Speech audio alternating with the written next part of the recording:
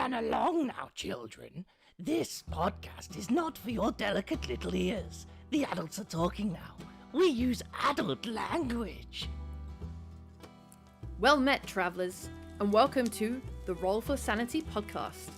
I'm your host, Nixy Nakks, and I'm joined by my fellow Aegis of Insanity guildies as we invite you to sit at our campfire and share in our stories as we geek out over all kinds of nerdy things.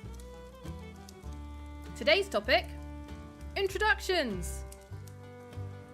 Hi, I'm Simon, also known as Falar. I am one of our forever DMs, or GMs, since moving to Pathfinder, but thankfully I get to play a lot as well.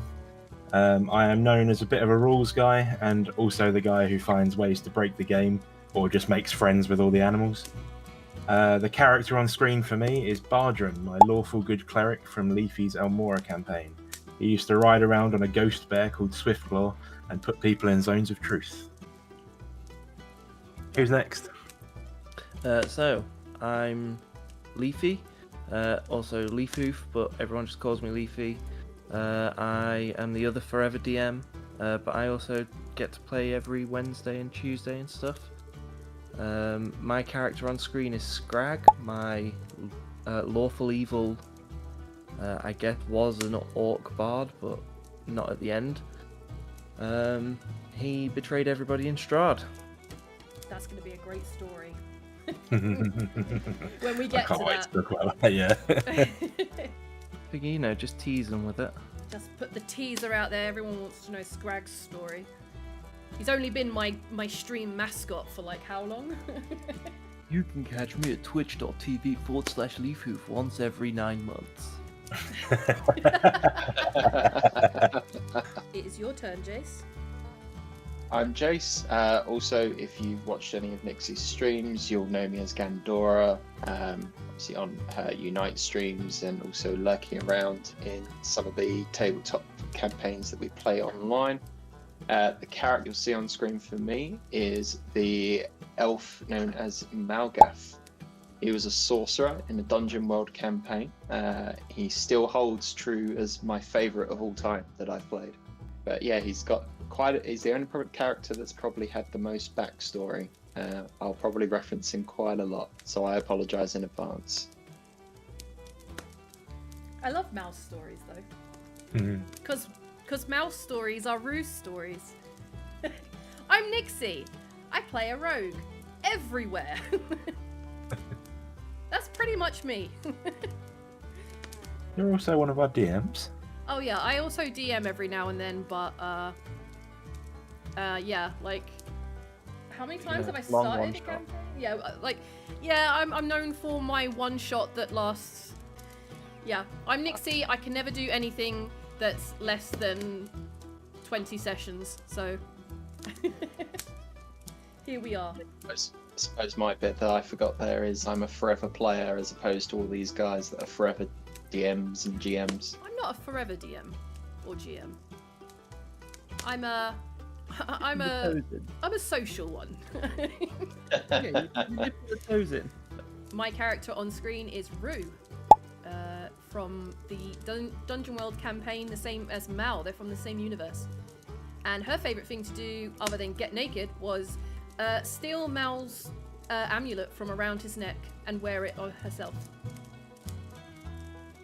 And also get naked. Many times that went missing, and all I had, my character just immediately went to, wait, I know where to check. Yeah, main topic tonight is going to be introduction to the tabletop gaming world. Where did you come in? When did you come in? And how did you come in? And how did you find it? Well, I mean, Nix, you and I got into this at the same time. Yeah, we did actually. I can't even remember how many years ago that was. I was sitting on the toilet earlier trying to figure out how many years ago it was. You know, when you have your toilet thoughts. I was like, how many years have I played D&D? I think it's about 12 years.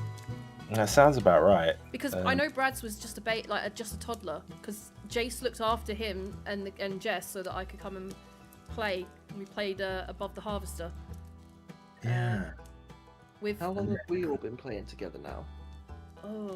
Since lockdown. 4 years? Yeah, this was this all got set up just after the first lockdown. Yeah. No, yeah. What was it? Was it just Hang on, after I'll lockdown? get you the exact date that we started Elmora. Oh, okay. It's so Yeah, much still scrolling in waiting. the Discord. Bear in No, I've mind. got my session log saved. 20th of March. Oh no, wait, hang on. That was Revengers Assemble. Hang on. Oh yeah, that was the first one. Oh. Yeah, 25th of March 2000. No, that can't be right. Why is my dates all messed up? Uh-oh. It definitely wasn't in 2000. Let me find out when that was actually created. It was really 2020. nice though. 2020. 25th of March 2020. Was it So- 2020? So that was Just under 4 years. And Elmora was the second game I ever DM'd. Of course, it was COVID year, wasn't it? Yeah. yeah. That's why I said it happened in lockdown. It was really nice because like I was at the time, I know, feeling really separated from everyone because COVID meant that we couldn't have anyone round and we couldn't go anywhere, and I was missing you guys like crazy, and I was like, I need to start a Discord so everyone's together. And then from there we decided that, oh, you know what, we can actually keep running D&D this way, which was really cool. Yeah, honestly, I'm so glad I fell back into Discord and the Discord chat with everyone. You know. Yeah, I love how Honestly, how legendary stories. it became such a little D&D hub as well. Like it felt like we went from Elmora, and then after that it was like everyone was kind of setting up their own little games, and like there was like about 4 different groups I think at one point, and I was like, wow, like people coming together just to play D&D and like hang out. Like it was so depressing to be in lockdown, but like knowing that I had D&D on a Wednesday or Saturday, whichever it was at the time, and like getting to actually sit down with my friends was like so good, you know? Yeah, it really helped get through a tough time. It's what helped kind of break up the week for everyone that was feeling like every day is exactly the same. You wake up, you sit around, you can't go anywhere, you do nothing, you go to sleep, you wake up, you do it again. But yeah, Like what day of the week is it? I've only been into tabletop role playing in general for what, maybe 8 years at best.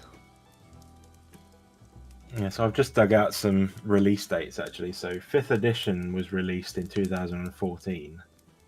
So 12 years ago for us sounds about right, because 2 years before that came out, we were playing 4th edition. Yeah. I know we definitely started with 4th edition. Yeah, that was back with we had a group of like 8 players or something in that, and that was run by Chris, otherwise known as Bacon. Why are they all named Chris? I need to know why most people They're not. who We've got decide... Bacon and we've got Leafy. There are no Chris's. But like, there's so many Chris's that are DMs out there. Like, do you guys have a meeting that you go to, like, you know, and just like sit there and be like, right, I'm gonna run this campaign. What campaign are you running? All Chris's know each other. That would be great to get Chris actually to come on here and do like an interview. Like maybe we can invite him to the DMs Anonymous. Oh yeah, that'd be great actually. That would be cool. He's got to have some really fun stories too. When did Jace? When did you actually start playing? It was Were we still on 4th edition, or did you start in 5th edition? I started in 5th because I remember when we played we were playing 5th edition for a while, and then when we finished that campaign, that's when we went on to do like stuff in Dungeon World, Savage World, because one of those, the system was very similar to 4th edition, which is what some of you guys were missing. So I was like, yeah, fine, whatever, I'll try it. But yeah, my most of my experience all comes from 5th edition, Dungeon World, a tiny bit of Savage World, and then Pathfinder more recently. So I think 2nd edition. I think Jace must have started. I think we started earlier than 2014 because I think Jace started playing 2014. Yeah, 2014 was when 5th edition came out. Yeah, I feel like he came in as we were switching back to. No, he didn't, because he played Dungeon World. I think Dungeon World was the first game that he played. I played the first campaign I was in was the one that trailed on after the one where your timeline got reset and some like dragons and Dragonborn were wiped from existence or something. Oh yeah. God, I get so confused about which games we were playing for which bit now. I know. Because That- we bridged campaigns with different rule systems. Yeah, that's the only reason I remember that is because I love dragons, and when I heard that Dragonborn was a race, I was like, oh, I'm being that, and then I was told the campaign you were in, you've just had like a big time reset, and dragons and Dragonborn no longer exist. And I was like, yeah. So I ended up playing an elf called Gandora, who was an ice mage, well, an ice caster. I can't remember what the actual. Oh yeah, because I tied you into my halfling rogue, Arya. Yes. I tied you in by saying that you was the mage I was helping to get like an artifact from, and in doing so, you got turned to, you turned to ice and basically like smashed in front of my face, and then my halfling cousin had been murdered, and I would know, and they were trying to get I had been murdered. No, I had died.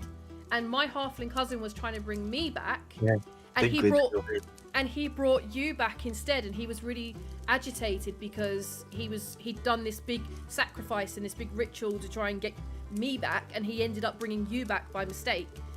He had to agree to offer up his character's firstborn child. Yes, to Lolth. In Was it return. Lolth? Yeah, Lolth, yeah. It was Lolth. Yeah. Yeah, and then he ended up getting me back instead. Yeah, and he was miffed. I remember that. Because at that point, we'd already crossed over into, we'd done the Pyramid of Chaos? Or Pyramid of yeah, what was Sanity? Or, it was something like that. Yeah, I think I've still got the page open, it must be on there. Because that was 4th edition though. Oh, okay. So, right. So I did play 4th edition then. You must have played 4th edition, but I don't think we played that particular campaign storyline for very long, and then we went I into remember Dungeon finishing World, it. and we started like a whole new thing, and that's when the Fireflies were born. The Wandering Fireflies. Were Fireflies the first one we played in that world? I Yes. thought it was the weird one where I played the character obsessed with feet. Pyramid No. of Shadow. Wait. No. And then, your feet obsessed character was when we did Savage Worlds. That was a futuristic campaign. Right. Yeah, but didn't we do Dungeon World first? No, maybe not.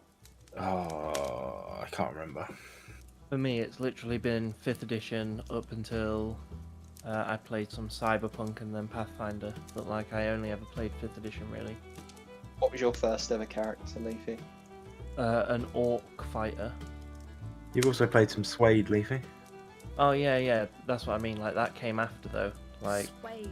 my intro to it was all through 5th edition. So my first ever character was like a level 3 goblin artificer. But I only ever did like 3 sessions of that character and then stopped playing that game. Then my second character was an orc fighter, but this was like some years later. But yeah, that campaign was like a bit of a weird one because there was like no loot or anything. Oh man. Okay. So I just basically went around collecting skulls and adding them to my armor to look like the Lich King.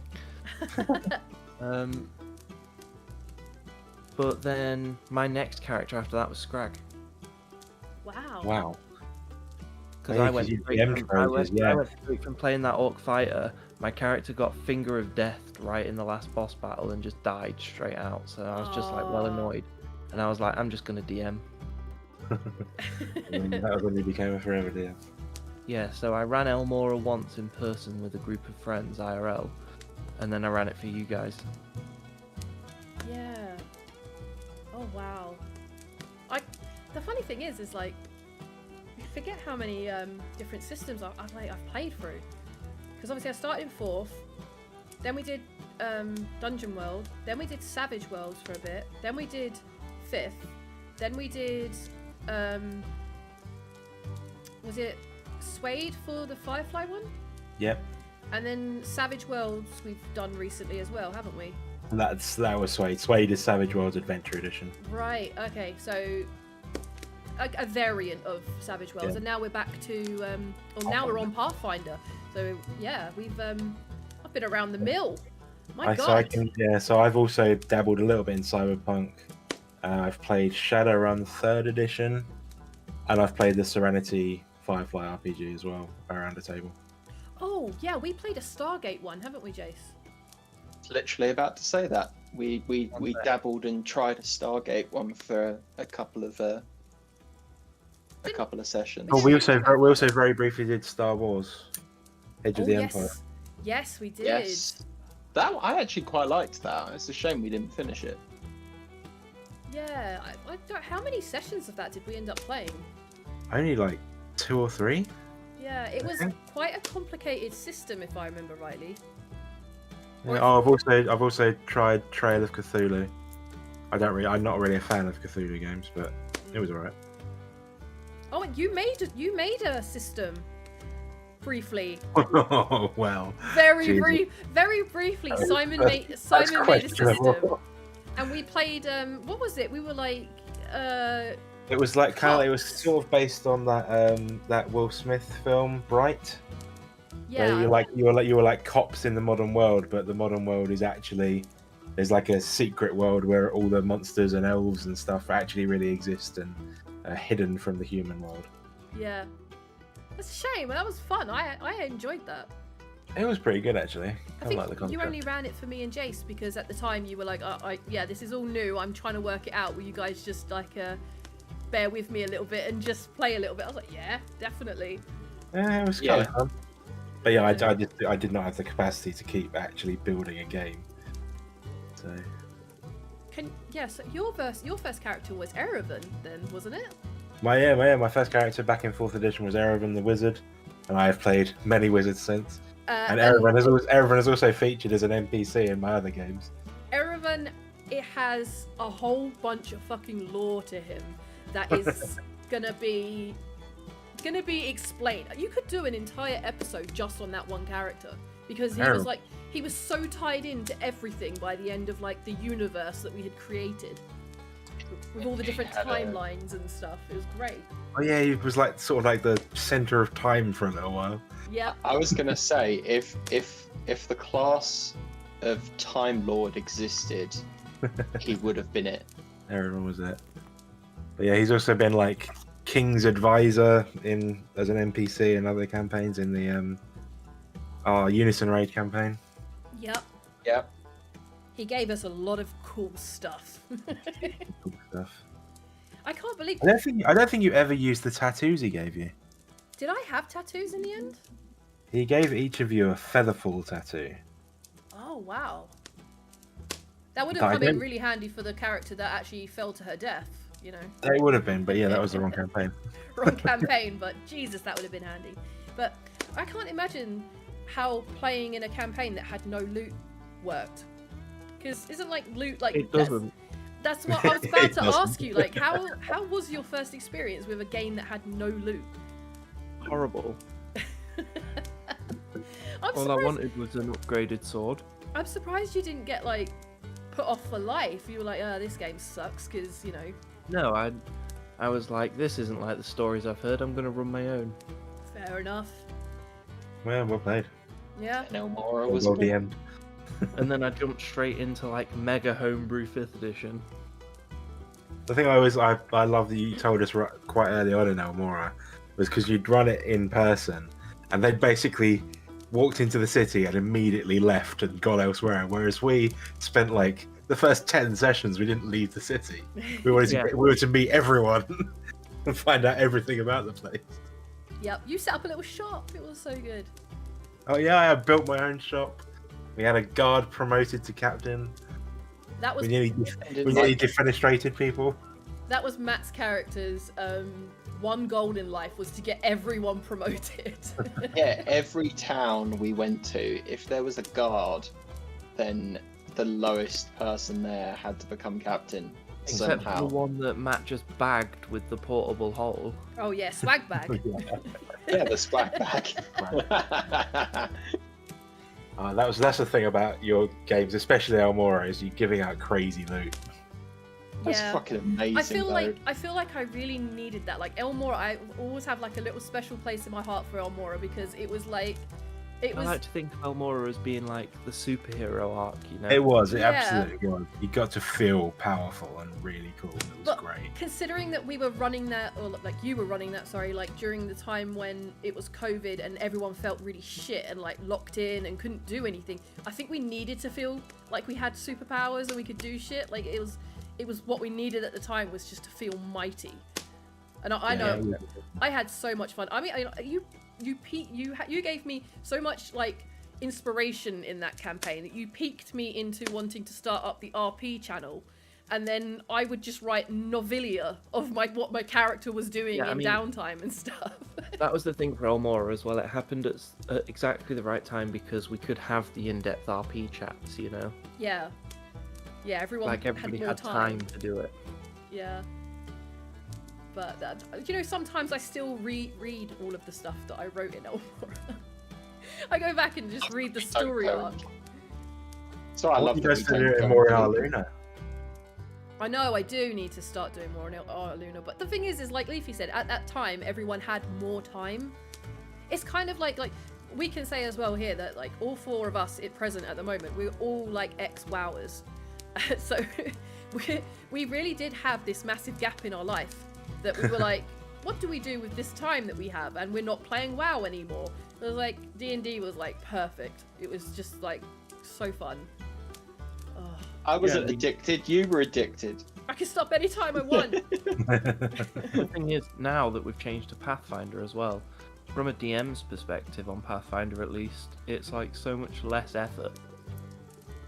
It's Yeah. definitely Like, it felt like it was going to be more complicated because of there being more options, but to be honest, now that I've got my head around it, it's just so I think it's definitely more of a learning curve than 5th edition, but the learning curve peters off really quickly. yeah, like I now I've got my head around it. I feel like I've got more options that I can utilize rather than just like constantly with D&D you kind of like, can I do this? And it's like, all right, well let's figure out what you need to roll for that. But like Pathfinder 9 times out of 10 will tell you exactly, like it will have that option in there and you can be like, okay, this is what you need to roll. Cool, nice, thanks for that. yeah, my major love for Pathfinder comes from how clear the rules are. Major love. Major love. Major love. But yeah, just like everything, every time I've had a question, I Google it, there's an answer. Yeah, it's so well written. It's really good. I just love having 3 actions per turn as well. Like, ugh, that's so good. But you know, I really like the cyberpunk system as well. I love having my character only have things like style and coolness be their main stats. Yeah, I would love to get into that, but I don't have the time or the brain power in me to learn it. I don't know if you'd want Heyoka as your DM either. It's ultimate chaos. But Cyberpunk's also a pretty complex system. Like there's 5,000 skills. And like specific body part armors and stuff. Oh god, yeah. And you roll to see which bit you hit when you shoot someone. And it's cool, but it is pretty complicated Yeah, I had heard that it was pretty complicated. and very fucking deadly. we were moaning about Firefly being deadly. Yeah, I mean, I dumbed that down. That's Cyberpunk what is hurts the incredible, most, isn't Simon. Is that we know that you dulled it down and we still found it pretty Yeah. like... Well, ugh. when you never make a tactical decision, it doesn't I help. mean, you had played with But us what do you before, mean? right?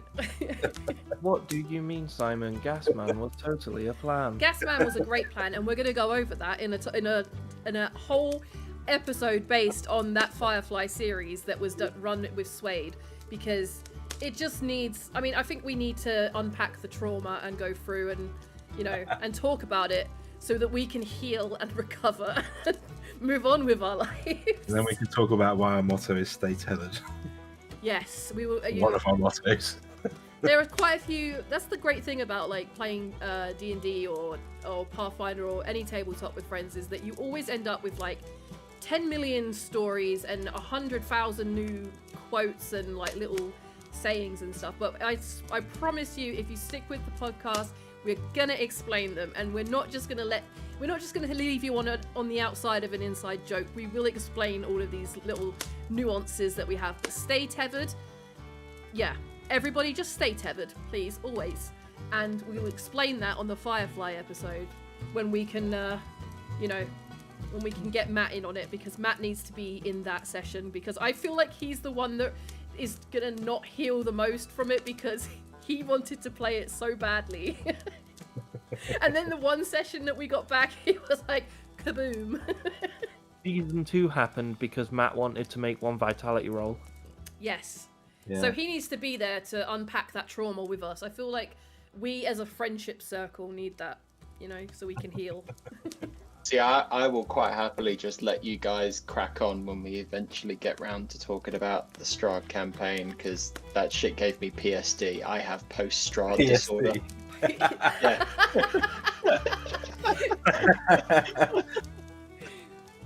Post-Strahd disorder. That should be a real thing though, because I see so many memes for like tabletop in general, but like most of the memes come from Strahd. Like, honestly, Jace, you talk like you were kicked by a giant house. I might as well have been. I mean, that actually happened. I know, mentally, but I mean physically, that might as well have happened. Strahd is... Oh god, Strahd was so much fun. I honestly didn't find it that stressful. The only session I found stressful was the one I had to miss because I went on holiday. You were stressing about it while you were away. You're stressing over missing a I session. went into the voice call from the hotel. Yeah, I'm not surprised. Because Leafy, you can stop whenever you want. I mean, I know. I'll let you know when I don't want. I've stopped when I didn't want before.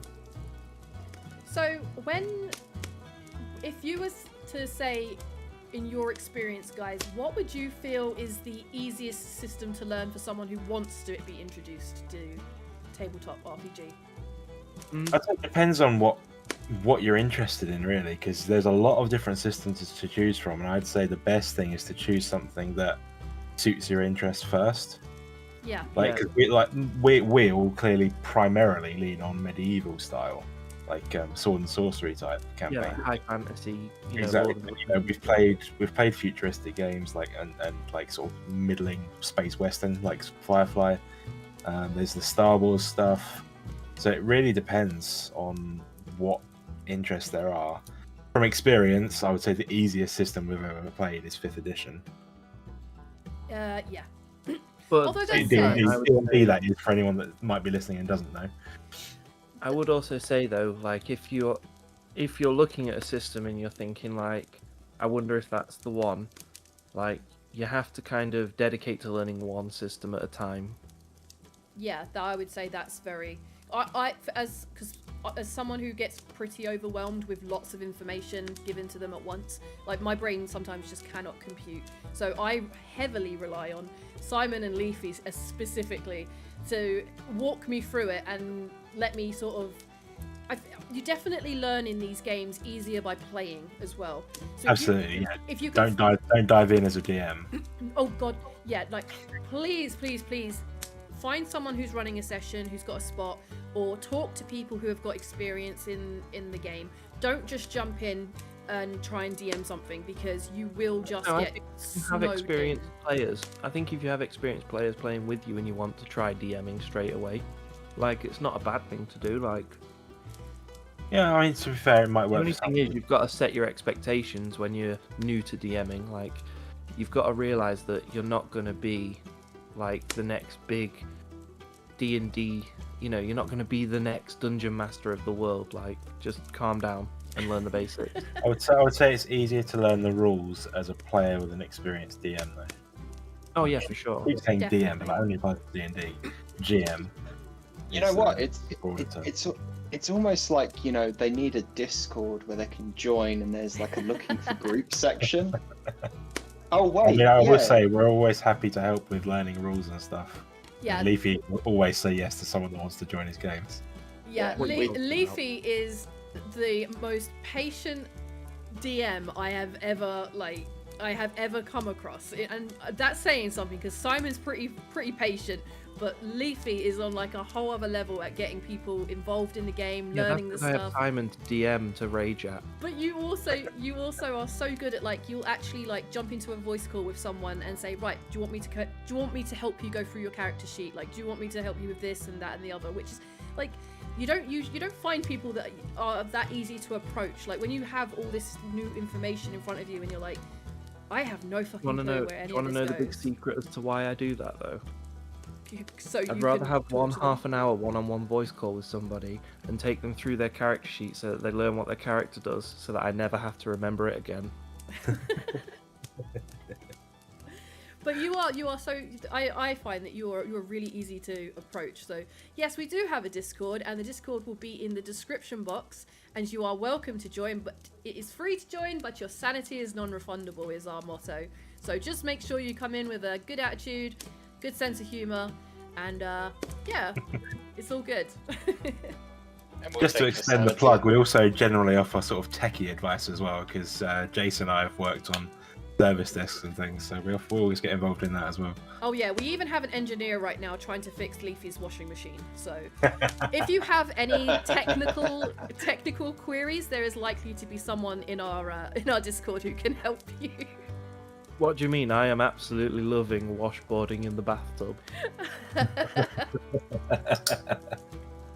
Oh, In my full linen clothes, I feel like a right peasant. with It's your so bonnet good. on. You got your little floral bonnet on. So, I think one of the things that I've enjoyed the most of the move to, like, the fact that this is now available online for me and won't apply to many people, is playing in person is great. Like, getting friends together, gathering round, actually rolling dice, having character sheets, all good fun. Until someone explains to you what something looks like. But actually being able to see a map, see characters, see the spacing, the rooms, everything just on a screen, it's an absolute godsend. Yeah, I see why. Like, Simon was saying earlier that his group they run Discord as well as having as well as being in person, and I think that's great. I mean, I think I would still love the opportunity to be able to be in person, but still have a screen so I can see. Because, like, I know you're about to talk about how it particularly affects you, but like for me, like it's more of a I picture things very strongly in my head, which Jason's going to explain is completely the opposite for him. But for me, I can envision something so clearly in my head, but then when if I've got it differently to what the DM's got in their head, then it causes a little bit of confusion. And yeah, I've had a few times where I've been like, no, I'm thinking of it like this, and they've said, no, I don't mean it like that, I mean it like this, and I'm like, oh, that's completely just foiled my plans. But but yeah, The thing is, the trade-off when you do it online is, okay, yeah, you've got all that visuals and stuff, which is really cool, but it's extra work to prep that. Whereas in person, you can just draw on a map, and it's so much easier. Doing the hybrid thing, which I tried when we had that meetup when you guys caught COVID, it was a nightmare for me running it, trying to do hybrid, having it online and in person at the same time. It was not great. fair enough. The other thing is, like, with in person, for me personally, I love painting miniatures. So, like, I love bringing, like, all of my players. Like, my DM screen had, you know, like, dolly pegs that I'd painted to look like each person's character on a little, like, cartoon. And that's what our initiative order would be on the top of the thing. I like that. That's cute. And then, you know, That's you make awesome. like a skeleton one and a zombie one and put monster 1 and 2, and that's like how you track theirs. That's cool. Actually, I have to say, initiative online is so much easier than initiative in person. Yeah, isn't it? Yeah. Especially if you've got like a if you've got like 20 or something monsters in the game and you've got to keep track of health and everything separately, it is such a pain in person. It's so much easier online when you've got. Honestly, I'm so glad I don't have to go through like 6 more notebooks a month of just like sticky pads and stuff of like health numbers just getting written down over and over again. Yeah. Oh my god. Nick, can you imagine doing that like 100+ war fight that we just did in your one shot in person and having to write it all down and track it? Yeah. Stop calling it a one shot. No, What do you mean? it's Seven a sessions one-shot. isn't a one shot? Dude, Oh, this so is a what I 7-session mean. prologue isn't a one shot. We've got one shots that are longer than the actual show run of Firefly, and then we've got like, you know, then we've got plans that are literally just we'll walk up to the door and fuck it. Yeah, because door boss is a real thing. I need to come up with more door bosses for you guys. But the problem is like, the Gasman plan didn't even work. You had to blow your way in anyway. Well, It was a plan. Deal with it. Shut the door on you. Gasman was a great plan. I stand by it. I know Matt is an agent of chaos and I shouldn't listen to him, but god damn it is he persuasive. He gets me every time. It was a terrible plan. It lasted all of 5 seconds. It didn't work. Well, I feel like it worked. You can't claim a victory because you went in, exploded the place up, everyone reported gunshots heard and explosions, and you're like, oh yeah, it was the gas exploding, wasn't it? Gasman was a great plan, I don't care what you say. But that's for a Firefly. That's for the Firefly episode. We will go over Gasman and the ins and outs of that because I feel like that's still dividing us. It will forever divide us. Because 2 of you are wrong. Three Two if of you us count on that. this. I was gonna say 2 of us on this call have the right opinion, and the third person with the correct opinion isn't here. Well, I'm pretty Yeah, sure but you know, Rich Kate's is also on holiday, so we couldn't get him in. Yeah, and Rich. I was about to say the same thing. But yeah. What was I going to say?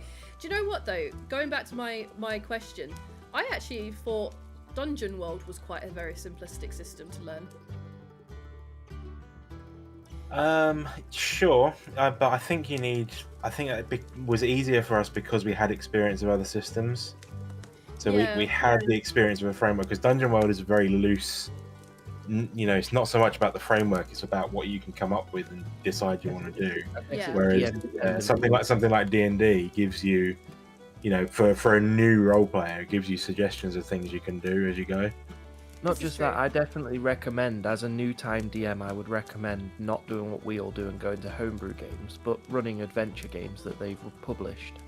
Oh yeah, that's how I started. I ran pre-written campaigns first. 'Cause, I mean, D&D has a great one. It's got the Minds of Fandelver campaign. Is a great starter campaign for players and DMs actually.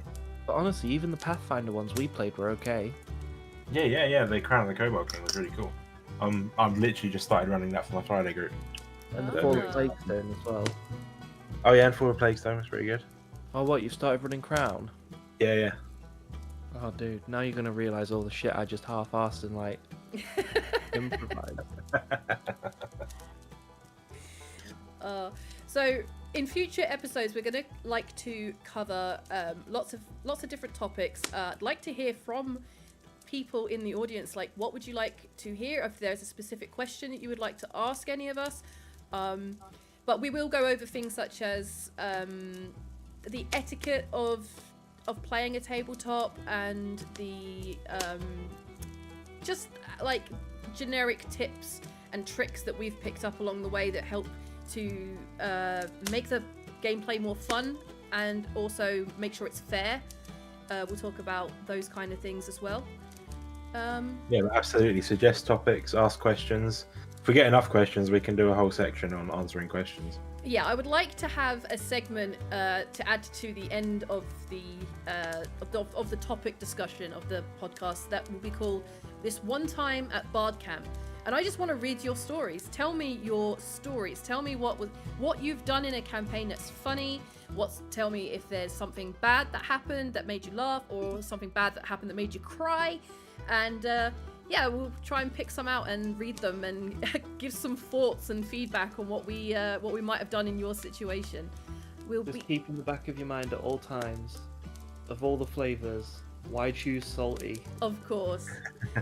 But yeah, we would love to hear. That reminds me of a point that I was going to make earlier when you asked about how do you get started and what's the best thing to start with.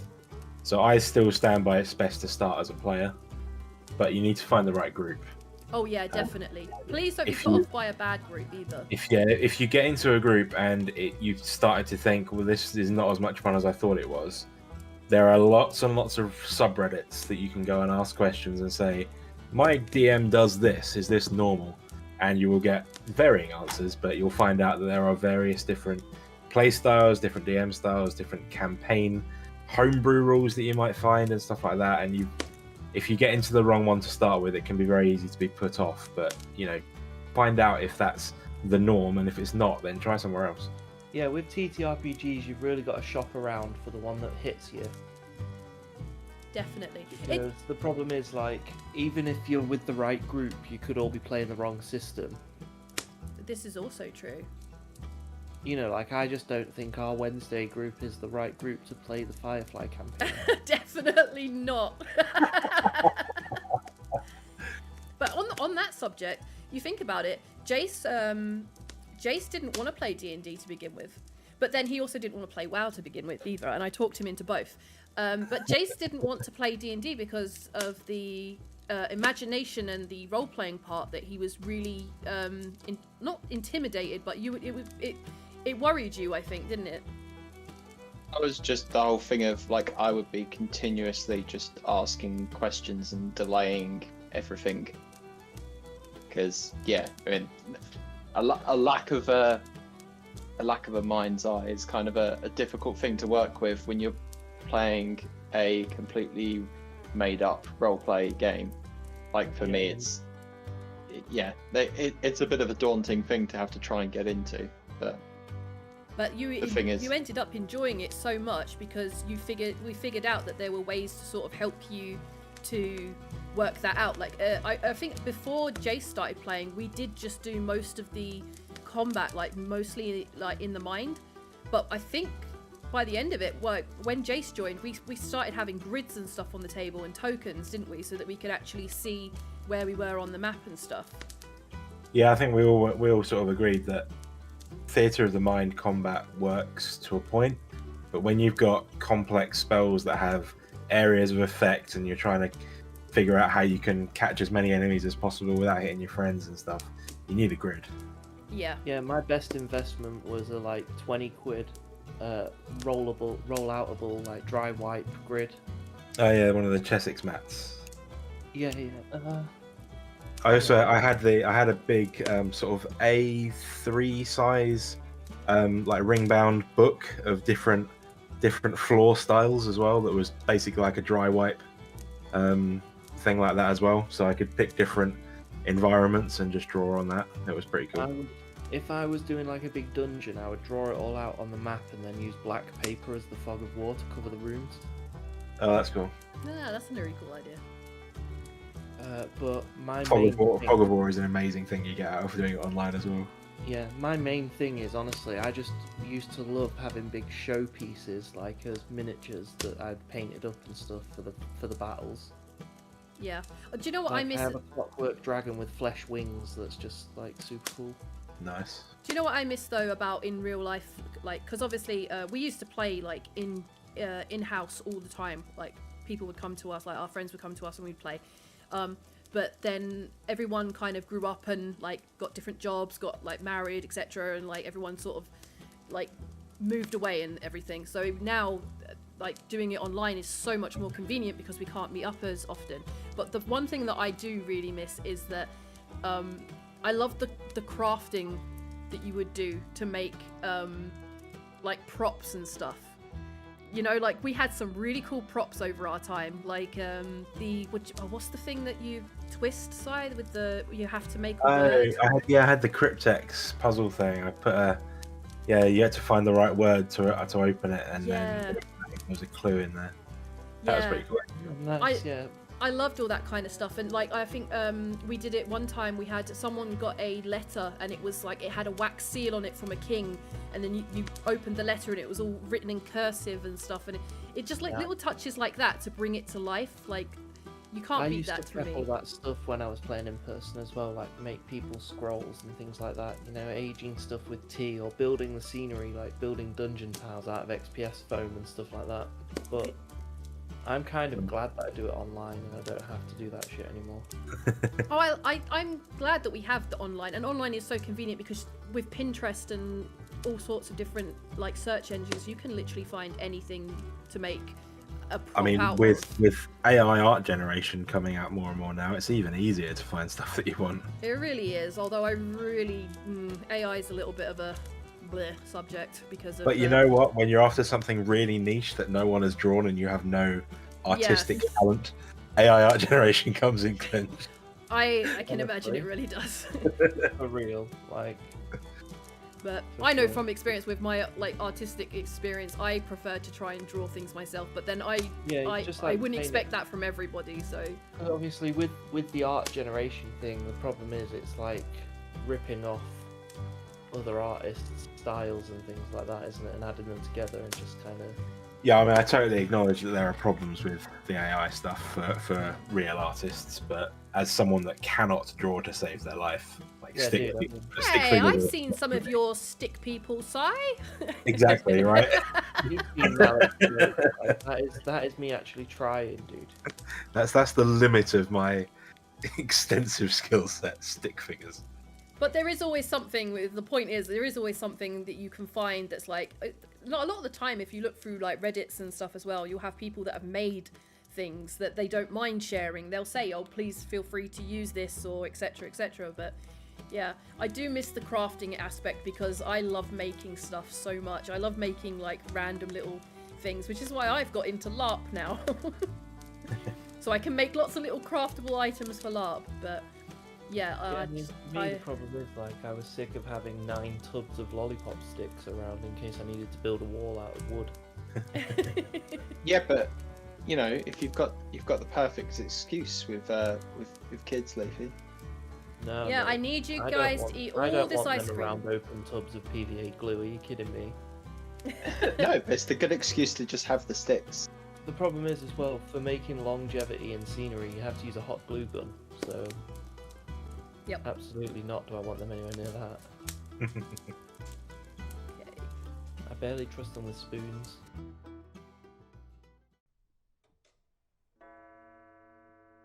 Well, it looks like that's all we've got time for on this episode of Roll for Sanity. Next time, we're going to focus on player etiquette and a little bit of a survival guide for anyone who's new to the game and would like some tips on how to survive. Feel free to join the Discord and become part of the guild. You will find the link below in the description box. And while you're at it, why don't you leave us one of your stories to read? We might even pick your story to talk about as one of our topics of the night. Don't forget to subscribe, like, and share with your friends. And remember, joining is free, but your sanity is non-refundable.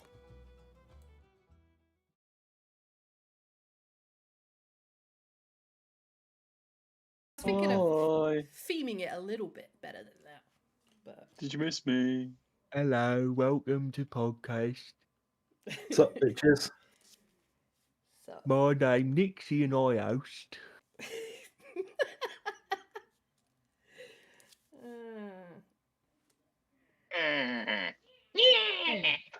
Yeah. Welcome to the podcast. It's hosted by me, Nixy.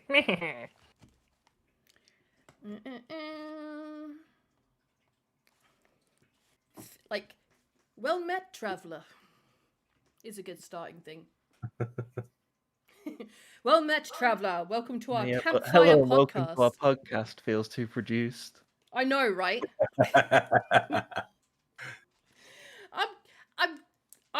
done like all of the designing of this, but I'm terrible at coming up with like things that don't make me feel silly to say.